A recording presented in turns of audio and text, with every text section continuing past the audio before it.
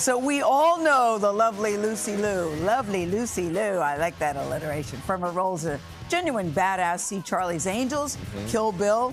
I still remember from Ally McBeal, she had that death stare that used to scare me in my house. So the list goes on and on and on. But her new project, it's being called a career redefining performance. I agree. Liu is the star and producer of the movie. It's called Rosemead, inspired by a true story.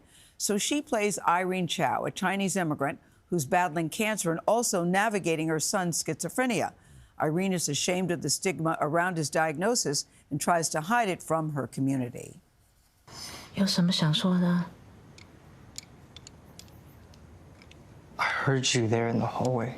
没有，我又不在学校了。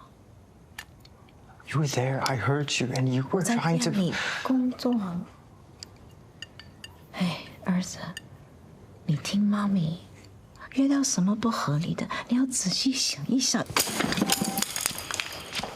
And Lucy Liu joins us in the studio. I wish we could show so much more of that movie, Lucy, because I watched it and it is so powerful. It's so raw. It's beautiful. It's a love story. I felt so many emotions after I watched it, and to know that it's a true story also adds another layer. But we do see you in a way that we've never seen you before, and I know you've been working on this for 7 years. It means so much to you. Why? Because this story doesn't exist in our library of filmography, and it is a story that is not just about the AA and HPI community. It's a story that resonates universally because it is about love, it's about family, and it's about the stigma of culture and what we carry and how we continue to pass that on. And so I really felt strongly that this movie, this little indie movie, should be there and exist for people to access.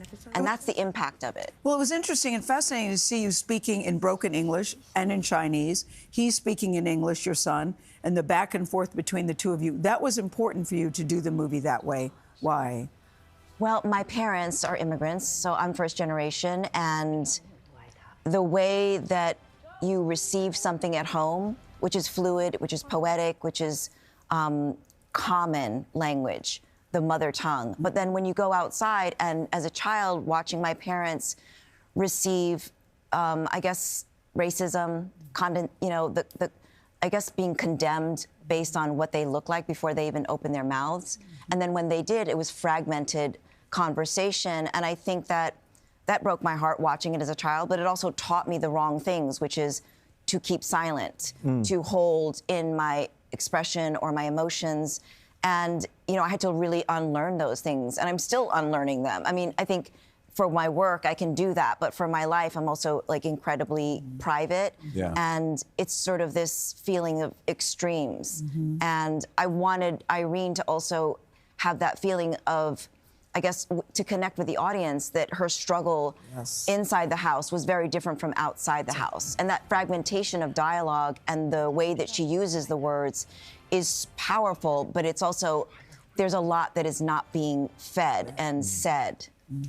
You know, and you mentioned the stigma, and it's highlighted in this film, especially within the Chinese immigrant community. But like you said, this is something that we deal with as a black man. I can say that when I was growing up, we didn't have daily conversations about our mental health, and my mom and dad did an amazing job, but they were only a reflection of how they were raised. So what is it that you want people to take away? I know you just touched on it a little bit, but as far as the stigma about mental health and also diagnosis that might happen within our own families. And the silence, too. And the silence. I think it's this you know, in Chinese, this thing called, you know, diulian, which literally means throw face.